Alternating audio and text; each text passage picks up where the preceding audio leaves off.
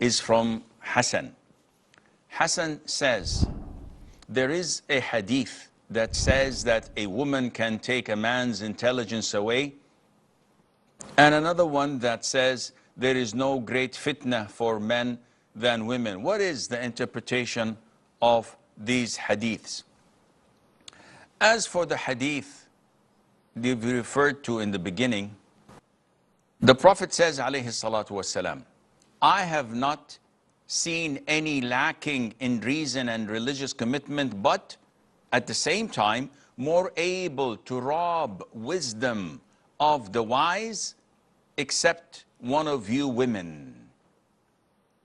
So when they complained and inquired, why would we be lacking in reason and in religious commitment? The Prophet ﷺ explained by saying, your lacking of reason is, Allah mentioned in the Quran that the testimony of one man is equal to 2 women. So you are half of the man's testimony. And the lacking of religious commitment is that a woman has her monthly cycle, which prevents her from praying and fasting for about a week every month. And that would reduce her religious commitment. Not that she's sinful,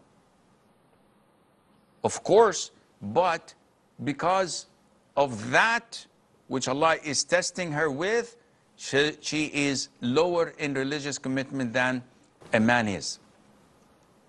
And the Prophet said, alayhi salatu wasalam, but at the same time, women are more able to rob the wisdom of a wise man. They have this wit, this ability to do such a thing with a man. So what does this mean? It means that the Prophet ﷺ is highlighting to us the fitna and the test which women impose upon men due to their nature, due to their character, due to what Allah has installed in men, where men are known to be fond of women. So women with their charm and their ways can deprive a wise man from his intellect, and they can play with him like children play with a toy. And we see this in real life.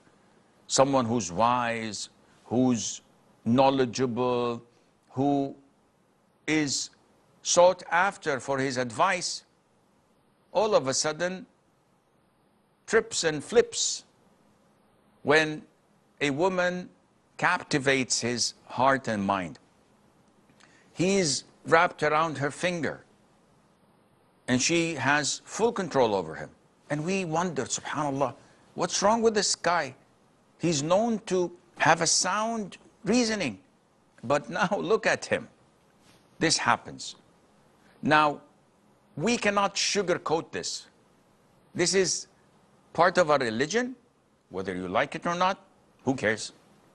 It is part of what Allah mentioned in the Quran. It is part of what the Prophet mentioned in the Hadith, that men have a higher level than women. وَلِلرِّجَالِ عَلَيْهِنَّ دَرَجَةٌ. Men have a higher step over women. And men are guardians and protectors, as mentioned in Ayah 34, chapter 4, Surah An-Nisa. الرِّجَالُ قَوَّامُونَ عَلَى النِّسَاءِ. Men are guardians and protectors over women for 2 reasons. Number 1, because Allah favored men over women. End of the story. We can't sugarcoat this. We can't beat around the bush. This is how it is in Islam. You like it? You're more than welcome. You don't? No problem. However, this does not degrade women. It doesn't mean that women are worthless, as so many men use such hadith to look down at their wives or their daughters and sisters. Imbecile ignorance. They do this all the time. This does not change the subject that Allah Azza wa Jal had favored men over women. Nevertheless, the Prophet highlighted, alayhi salatu wasalam, the aspects that women lack some competencies when it comes to men. And that is the lacking of memory sometimes in the case of testimony. So many women could be much more intelligent than men. They can be higher in education and in degree. They can be professors in mathematics and physics. And men can be deficient, can be ignorant, don't have the capacity. Yet what the Prophet was referring to, alayhi salam, was an aspect of Sharia which is related to testimony and being a witness over a specific thing. Likewise, their religious commitment, their inability to pray for 7 or 8 days a month or fast. This is a test from Allah, something that Allah preordained upon women. Women have no control over it, and there's no sin on them. Nevertheless, this is how Allah Azza wa Jal mandated it. But there are so many women who exceed men in religious commitment.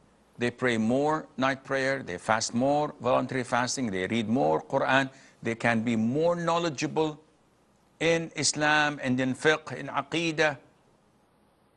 Does not mean anything that they are of a lower grade, that we look down upon them. But this is how Allah made things, so that the ship of life could sail on with one captain and lots of assistants and helpers, and Allah Azza wa Jal knows best.